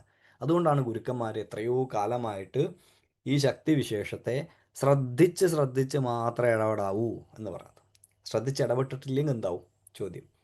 ശ്രദ്ധിച്ചിടപെട്ടില്ലെങ്കിൽ പ്രധാനമായിട്ടും 3 പ്രശ്നങ്ങളാണ് വരിക എന്നാണ് പ്രധാനമായിട്ട് പറയുക. ഒന്ന് ആന്ധ്യമാണ്, അന്ധത. കാരണം ഈ കണ്ണിൻ്റെ ഞരമ്പുകൾ എന്ന് പറഞ്ഞാൽ വളരെ ഡെലിക്കേറ്റ് ആയിട്ടുള്ള ഞരമ്പുകളാണ്. ശാസ്ത്രീയമായ വശം പറയാം. ഈ ശക്തമായ എനർജി സർജ് ഉണ്ടാവുന്ന സമയത്ത് എങ്ങനെയാണോ ആൽക്കഹോൾ ധാരാളം ശരീരത്തിൽ ചെന്നാൽ, നമ്മൾ പറയാറില്ലേ കണ്ണ് നഷ്ടപ്പെട്ടു, വ്യാജമദ്യം കുടിച്ചിട്ട് കണ്ണ് നഷ്ടപ്പെട്ടു. ഈ വ്യാജമദ്യം എന്ന് പറയുന്ന സാധനം ഉണ്ടോ എന്നുള്ള ചോദ്യം. ശരീരത്തിന് എടുക്കാൻ പറ്റുന്നതിലും കൂടുതൽ കണ്ടന്റ് ആൽക്കഹോൾ ഉള്ളിൽ കയറുക. അതായത് സാധാരണ മദ്യത്തിൽ ഇത്രയാണ് ആൽക്കഹോൾ കണ്ടന്റ് എന്ന് അതിനെ നിശ്ചിതപ്പെടുത്തിയിട്ടുണ്ട്. അത് സാധാരണ നിലയ്ക്ക് ഉണ്ടാക്കുന്ന സമയത്ത് ആൽക്കഹോളിൻ്റെ കണ്ടന്റ് കൂടിപ്പോകും. ആൽക്കഹോളിൻ്റെ കണ്ടന്റ് കൂടിപ്പോകുന്ന സമയത്ത് അത് കുടിച്ചു കഴിഞ്ഞാൽ ബോഡിക്ക് ആൽക്കഹോൾ എടുക്കാൻ പറ്റാതെയോ. അങ്ങനെ ഉണ്ടാകുന്ന സമയത്ത് കണ്ണിലൊക്കെ ഉള്ള ചെറിയ ചെറിയ ഞരമ്പുകൾ പൊട്ടിത്തെറിക്കും. അങ്ങനെ പൊട്ടിപ്പോകുമ്പോഴാണ് ഈ അന്ധത വന്ന് ഭവിക്കുക.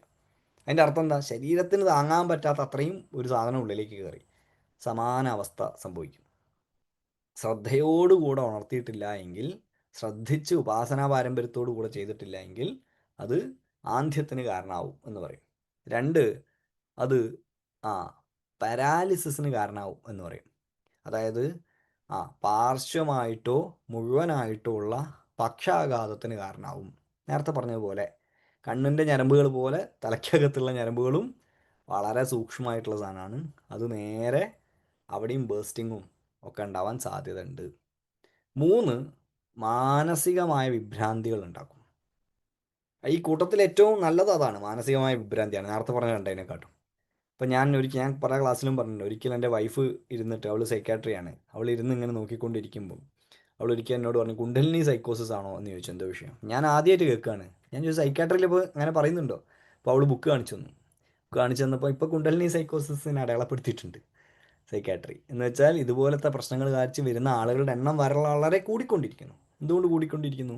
ഇതുപോലെ എന്തെങ്കിലും തരത്തിൽ അതിനെ കുത്തി എഴുന്നേൽപ്പിക്കാൻ നോക്കും. അങ്ങനെയല്ല അതിന് ചെയ്യുന്നത്. ടൈം ദ കുണ്ടലിനി സർപ്പൻറ്റ് എന്നാണ് പറയുക. കുണ്ടലിനി സർപ്പൻറ്റിനെ ഒരു പാമ്പാട്ടി, യഥാർത്ഥ പാമ്പാട്ടി ആവുക എന്നുള്ളതാണ്. പാമ്പാട്ടി ചിന്ത് എന്ന് പറയുന്നൊരു കൃതിയുണ്ട് തമിഴിൽ. പാമ്പാട്ടി സിദ്ധർ പാടിയതാണ്. ആ പാമ്പാട്ടി ചിന്തിൻ്റെ മലയാളമാണ് കുണ്ടലിനി പാട്ട്.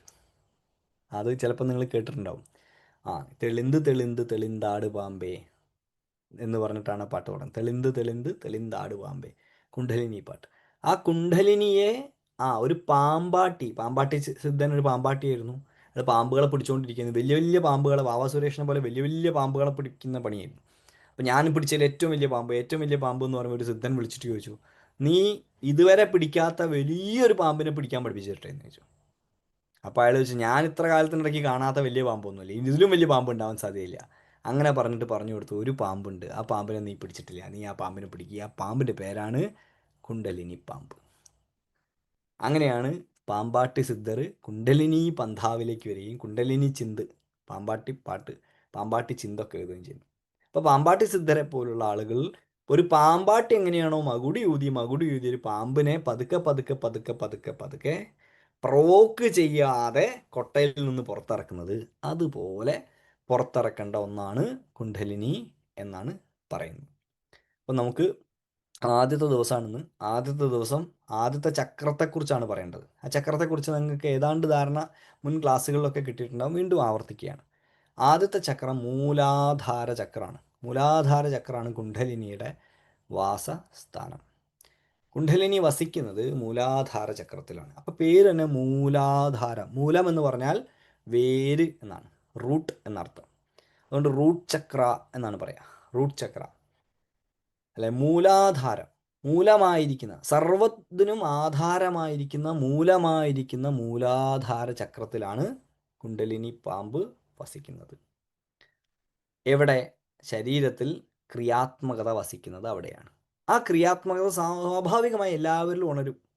എപ്പോഴൊക്കെ? ആ അത് ക്രിയാത്മകമായ എന്ത് പ്രവർത്തനത്തിൽ ഇടപെടുന്ന സമയത്ത്, ഒരു കവിത എഴുതുന്ന സമയത്ത്, ഒരു കഥ എഴുതുന്ന സമയത്ത്, പുതിയൊരു കാര്യം ചിന്തിക്കുന്ന സമയത്ത്, അതൊക്കെ എന്തിൻ്റെ വൈഭവമാണെന്ന? അതൊക്കെ അകമേ ഒളിഞ്ഞിരിക്കുന്ന ക്രിയാത്മക ശക്തിയുടെ വൈഭവമാണ്. ആ ക്രിയാത്മക ശക്തി നന്നായി ഉണർന്നു കഴിഞ്ഞാൽ നമ്മൾ ഒരു രക്ഷയില്ലാത്ത എഴുത്തുകാരനോ സാഹിത്യകാരനോ വാക്കുകൾ കൊണ്ട് അമ്മാനമാടുന്ന ആളോ ഒക്കെ ആയിട്ട് മാറും. ആ ക്രിയാത്മക ശക്തിക്ക് ഒരു ഉണർച്ച കിട്ടിയാൽ. ഇപ്പോൾ ക്രിയാത്മക ശക്തി ഉണർത്താൻ ധാരാളം പ്രാക്ടീസസ് ഉണ്ട്, ധാരാളം പ്രാക്ടീസസ്. ഇപ്പോൾ നിങ്ങൾ ആക്ടിങ് വർക്ക്ഷോപ്പുകളൊക്കെ ശ്രദ്ധിച്ചാൽ മനസ്സിലാവും. ആക്ടിങ് വർക്ക്ഷോപ്പുകളിലൊക്കെ നിങ്ങൾ ധാരാളം ആക്ടിങ് വർക്ക്ഷോപ്പുകളുടെ വീഡിയോസ് കണ്ടു നോക്കുക.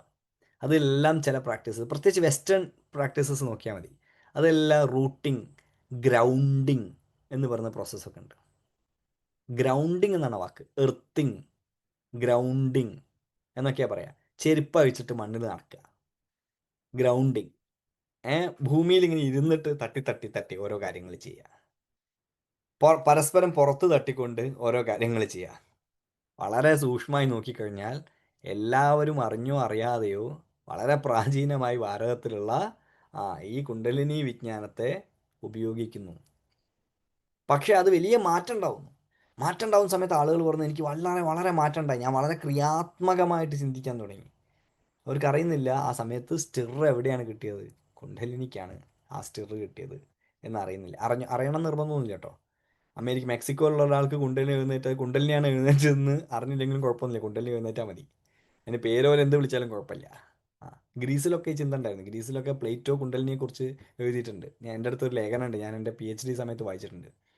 കുണ്ഡലിനി എന്ന വാക്കല്ല, ഒരു പാമ്പിനെ കുറിച്ച്, ഒരു പാമ്പ് അകമേ ഇരിക്കുന്ന ക്രിയാത്മക ശക്തിയായിരിക്കുന്ന ഒരു പാമ്പിനെ കുറിച്ച് പ്ലേറ്റോ, ഗ്രീക്ക് ചിന്തകനായിട്ടുള്ള പ്ലേറ്റോ എഴുതിയതിനെ കുറിച്ച് ഒരു ലേഖനം ഞാൻ വായിക്കുകയും എൻ്റെ PhDക്ക് ഉപയോഗിക്കുകയും ചെയ്തു. എന്ന് വെച്ചാൽ ലോകം മുഴുവൻ ഈ ചിന്ത ഉണ്ടായിട്ടുണ്ട്, പല പേരിൽ പല കാര്യങ്ങൾ ഉണ്ടായിട്ടുണ്ട്.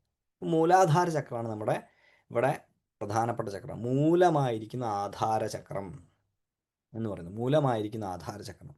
തന്ത്രത്തിൽ ഈ ആധാര ചക്രത്തെ കുലകുണ്ടാലയം എന്ന് വിളിക്കുന്നു, കുലസഹസ്രാരം എന്ന് അഥവാ വിളിക്കുന്നു. കുലസഹസ്രാരം, സഹസ്രാരം നമുക്ക് ഇവിടെയാണെങ്കിൽ കുലസഹസ്രാരമായിരിക്കുന്നത് മൂലാധാര ചക്രം. ആ മൂലാധാര ചക്രത്തിൽ 3.5 ചുറ്റായിക്കൊണ്ടാണ് കുണ്ടലിനിലേക്ക്. ഞാൻ കുണ്ടലിനിയിലേക്ക് ധാരാളം പോകുന്നില്ല, നമുക്ക് പ്രാക്ടീസ് ഉണ്ട്, അതിലേക്ക് ധാരാളം പോകുന്നില്ല. കുണ്ടലിനെക്കുറിച്ച് നമുക്ക് വഴിയെ ഓരോ ദിവസവും കുറച്ച് കുറച്ച് കുറച്ചായി പറയാം.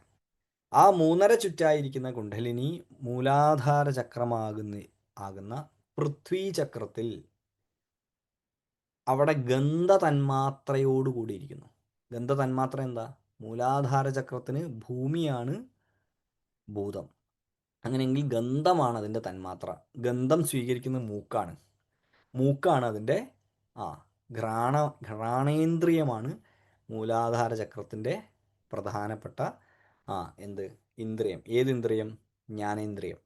അതുകൊണ്ട് മൂക്ക് വളരെ പ്രധാനപ്പെട്ട ഒരു ഇന്ദ്രിയാണെങ്കിൽ മൂക്കാണ് ഏറ്റവും പ്രധാനപ്പെട്ട. മൂക്ക് വളരെ നീണ്ട ഒരു ജീവിയാണ് അവിടുത്തെ പ്രധാനപ്പെട്ട ആൾ. ആ മൂക്ക് വളരെ നീണ്ട ജീവി ആനയാണ്. ആ ആന ഗണപതിയാണ്. അല്ലേ? ആനയ്ക്ക് ഏറ്റവും വലിയ പ്രത്യേകം മൂക്കാണ്. ആന എന്ന് പറയുമ്പോൾ അതിൻ്റെ മൂക്കൊണ്ടാണത്. ഘ്രാണം ഭയങ്കരമാണ്. ഗണേശനാണ് അതിൻ്റെത്. അതുകൊണ്ട് നമ്മൾ മൂലാധാര ചക്രത്തിൻ്റെ തം മൂലാധാര സ്ഥിതോ നിത്യം എന്ന് നമുക്ക് ഗണേശ അഥർവശീർഷത്തിലൊക്കെ പറയും. മൂലാധാരത്തിലിരിക്കുന്ന ഗണപതി, ആ ഗണപതി ഗജനാണ്. ആ ഗജം ആ ഘ്രാണത്തിൻ്റെ പ്രതീകമാണ്. ആ ഘ്രാണത്തിൻ്റെ പ്രതീകമായതുകൊണ്ടാണ് അവിടെ ജിഹൃതി, അല്ലേ? ഘ്രാണത്തിൻ്റെ പ്രതീകമായതുകൊണ്ടാണ് അത് അവിടെ ഇരിക്കുന്നത്. അതുകൊണ്ട് ഭൂമിയുടെ പ്രധാനപ്പെട്ട ദേവൻ ഗണപതിയാണ്. ഭൂമിയിൽ എന്ത് കാര്യം ചെയ്യുമ്പോഴും നമ്മൾ ഗണപതിക്കാണ് പൂജ ചെയ്യുക. അപ്പോൾ നമ്മൾ ആലോചിക്കുക, എന്താ ഭൂമിയിൽ എന്ത് ചെയ്യുമ്പോഴും ഗണപതിക്ക് പൂജ ചെയ്യുന്നത്? ആലോചിക്കൂ. അപ്പോൾ അപ്പം നമ്മൾ എവിടെ ഭൂമി, നമ്മളൊരു തറ ഇട്ടു വീടിന്, അപ്പോൾ ഗണപതി പൂജ ചെയ്തു. അല്ലെങ്കിൽ വീടുണ്ടാക്കി ഗണപതി ഹോമം ചെയ്തു. ഒരു പുതിയ കാര്യം തുടങ്ങി ഗണപതി ഹോമം ചെയ്തു. ഒക്കെ ഗണപതി ഹോമം. ആ ഗണപതി ഹോമം ചെയ്യുന്നത് അകത്തെ മൂലാധാരത്തിലാണ്. മൂലാധാരത്തിലെ ഗണപതി ഹോമമാണ് പുറത്ത് നമ്മൾ ആവിഷ്കരിച്ചുകൊണ്ടിരിക്കുന്നത്. ഇനി ആ ഗണപതി ഹോമം ചെയ്യുമ്പം ഗണപതിക്കൊരു രൂപമുണ്ട്. ആ ഗണപതിയുടെ രൂപം ചതുരം കൊണ്ടാണ് അടയാളപ്പെടുത്തുക. ചതുരാണ്. അപ്പോൾ മൂലാധാര ചക്രത്തിൻ്റെ രൂപം ചതുരാണ്. ചതുരമാണ് അതിൻ്റെ ഒരു പ്രധാനപ്പെട്ട രൂപം. എന്താണ് ചതുരം? ചോദ്യം. ചതുരം എന്ന് വെച്ചാൽ രണ്ട് ത്രികോണങ്ങളെ ഇങ്ങനെ ചേർത്ത് വെച്ചാൽ ചതുരായി. അല്ലെങ്കിൽ ഒരു ചതുരത്തെ ഡയഗണലി കോൺ മുതൽ കോൺ വരെ വരച്ചു കഴിഞ്ഞാൽ എന്തായി? രണ്ട് ത്രികോണം കിട്ടി. ഒരു അധോ ത്രികോണം, അത് ശക്തിയാണ്. ഒരു ഊർധ്വ ത്രികോണം, അത് ശിവനാ. ശിവനും ശക്തിയും ചേർന്നാൽ അവിടെ ഗണേശനായി. അത് ഹരം എന്ന് വിളിക്കുന്ന ആ ചക്രം. ഹരത്തിൻ്റെ അർത്ഥം ഹരാർദ്ധം. ആ ഹരാർദ്ധം ശക്തി. ആ ഹരാർദ്ധം എന്താണ്? അത് ഹ്രീം ആണ്. അതുകൊണ്ട് കുണ്ടലിനി ഹ്രീങ്കാര സ്വരൂപിണിയാണ്. കുണ്ടലിനിയുടെ ഹിസ്സിങ് സൗണ്ട് ഹ്രീം എന്നാണ്. ഹരാർദ്ധം ആണ്. ഹ ര, ഹകാരവും രകാരവും ചേർന്നു ഹരാർദ്ധത്തിൽ പറയുമ്പോൾ, അത് രണ്ടും കൂടെ ചേരുമ്പോൾ അത് ഹ്രീങ്കാരായി. ആ ഹ്രീങ്കാരമായിരിക്കുന്ന ആ ഹിസ്സോട് കൂടിയിരിക്കുന്ന ഒന്നാണ് കുണ്ടലിനി. കുണ്ടലിനിയുടെ ശബ്ദം തന്നെ ഹ്രീം എന്നാണ്. ആ ഹ്രീങ്കാരാണ് അവിടെ ഇരിക്കുന്നത്. അപ്പോൾ ഹ്രീങ്കാരമായിരിക്കുന്ന ശബ്ദത്തോടു കൂടിയിരിക്കുന്ന കുണ്ടലിനി ഇരിക്കുന്നത് ചതുരമായിരിക്കുന്ന ഇതിലാണ്. ആ ചതുരം ഗണേശൻ. അപ്പോൾ ചതുരാവർത്തി പൂജയൊക്കെ ചെയ്യുന്ന ആൾക്കാരാണ്. എന്തുകൊണ്ടാണ് ചതുരാവർത്തി എന്ന് ആലോചിച്ചാൽ മനസ്സിലാവും. എന്തുകൊണ്ടാണ് ഗണപതിക്ക് 4 തല? 4 ഇപ്പം ഗണപതിയുടെ എല്ലാത്തിനും പ്രധാന നമ്പർ 4ആണ്. 4. എന്തുകൊണ്ട് 4? 4 ദിക്കാണ് ഒന്ന്, 4 മുഖാണ്, ചതുരാവർത്തിയാണ്, ചതുരമാണ്. ആ ചതുരത്തിന് കാരണമായിരിക്കുന്ന സ്ഥലം അതാണ് ഗണേശൻ്റെ സ്ഥലം. അതാണ് മൂലാധാര ചക്രം. ആ മൂലാധാര ചക്രത്തിൽ 4 ഇതളുകളുള്ള ഒരു താമരയായിട്ടാണ് അതിനെ കണ്ടിരിക്കുന്നത്. ആ ചക്രത്തിന് 4 ഇതളുള്ള താമരയാണ്. അതിനുള്ളിൽ 4 ഇതളുണ്ട്. ഒരു ചതുരം, 4 ഇതള്. ആ 4 ഇതളോട് കൂടിയ താമര.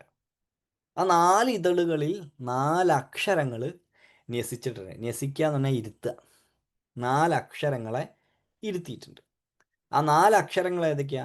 അക്ഷരമാലയിലേക്ക് നോക്കുമ്പോൾ വ, ശ, ഷ, സ എന്ന അക്ഷരങ്ങളാണ്. പിന്നെ നമുക്കറിയാവുന്ന ഒരു അക്ഷരമുണ്ട്, അത് ഹ എന്ന് പറയുന്ന അക്ഷരമാണ്.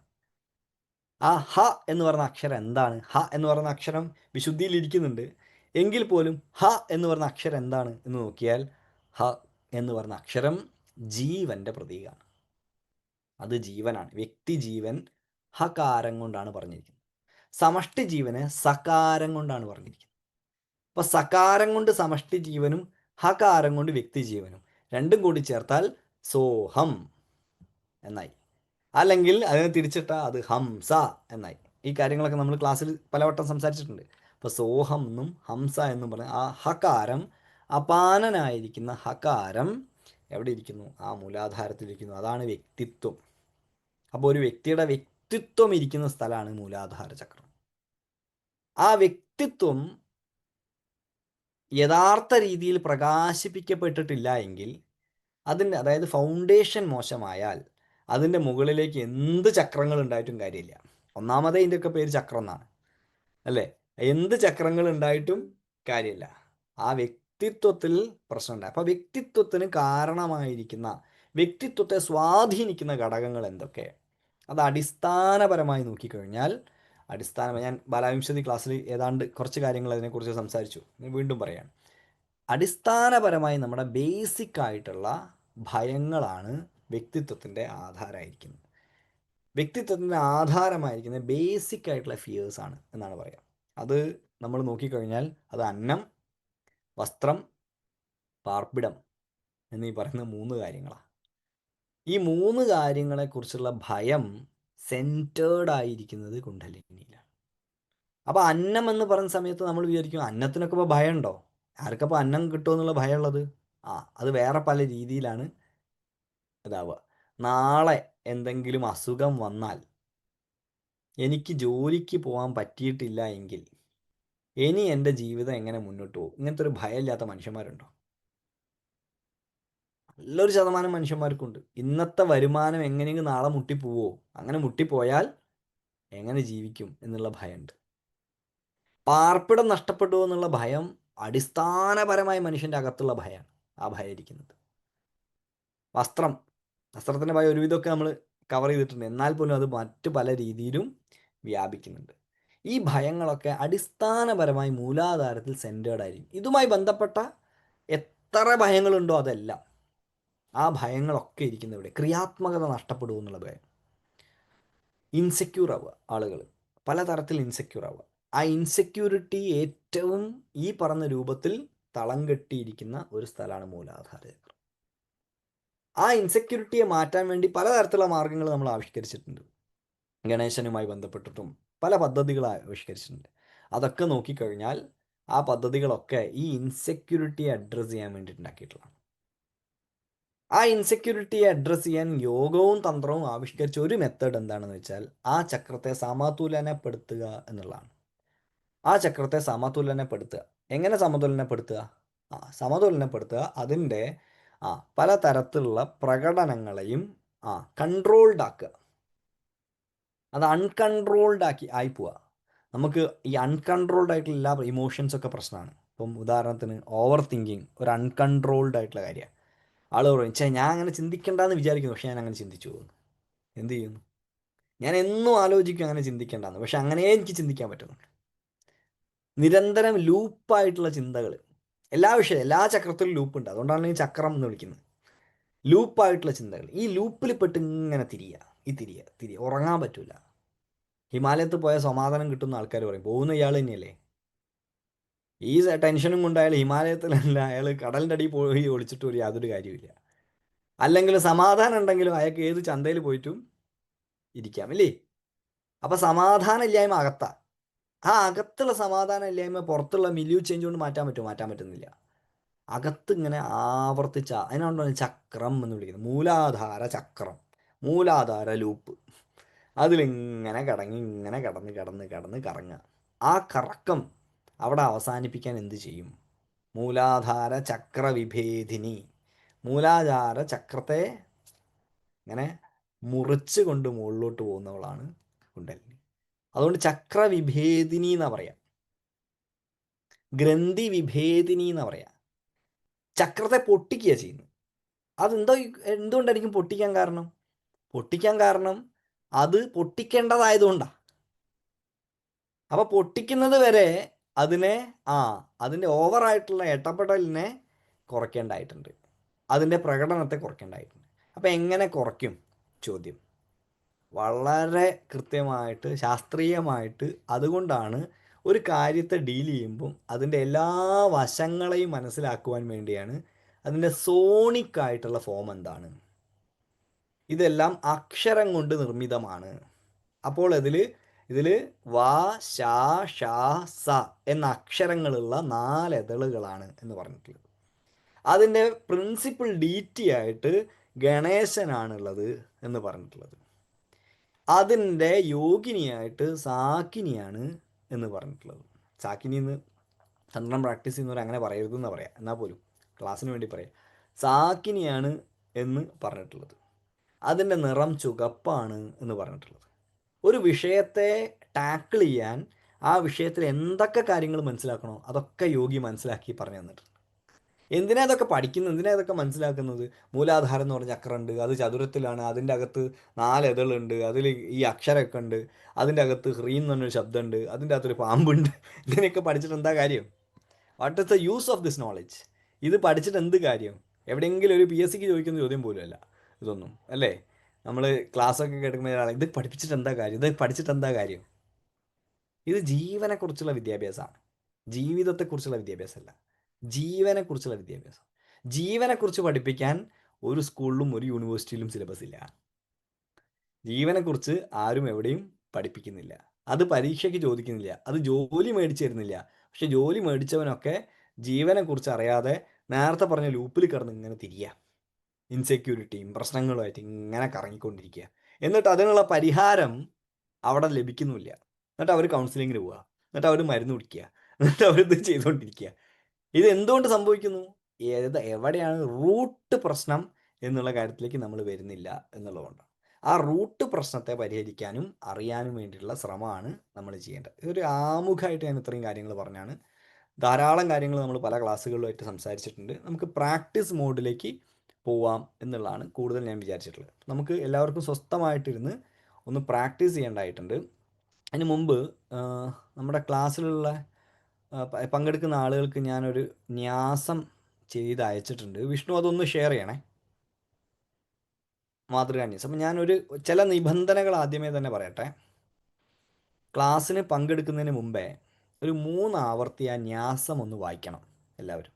ആ ന്യാസം എല്ലാവർക്കും അറിയുന്ന ന്യാസമാണ്, എന്ന് വെച്ചാൽ വായിക്കാൻ ബുദ്ധിമുട്ടുള്ള മന്ത്രമാണ്, വായിക്കാൻ ബുദ്ധിമുട്ടുള്ള ന്യാസമൊന്നുമല്ല. അത് വിഷ്ണു അതിൻ്റെ PDF ഷെയർ ചെയ്യും. അപ്പോൾ ക്ലാസ് തുടങ്ങുന്നതിന് മുമ്പേ, ഇപ്പോൾ 8 മണിക്കാണ് ക്ലാസ് തുടങ്ങുന്നതിന് മുമ്പ് ഒരു 15 മിനിറ്റ് മതി, ഒരു 3 ആവർത്തി വായിക്കണം. വായിക്കുക, ആദ്യം ഒരു തവണ വായിച്ചാൽ മതി, പിന്നെ നമുക്ക് അല്ലാതെ തന്നെ ചൊല്ലാൻ പറ്റും. അങ്ങനെ ഒരു 3 ആവർത്തി അത് വായിക്കണം. 3 അല്ല 4 ആവർത്തി, 4 ആവർത്തി വായിക്കണം. 4 ആവർത്തി നിശ്ചയമായിട്ടും അത് വായിക്കണം. ഓരോ മന്ത്രത്തിലൂടെയും വളരെ ശ്രദ്ധാപൂർവം കടന്നു പോകണം. ഇത് ഈവൻ ഈ ക്ലാസ്സിന് ശേഷവും ഒരു ദിവസം എല്ലാവരും ഒരു 4 ആവർത്തി ഈ ന്യാസം വായിക്കാൻ ശീലിക്കണം.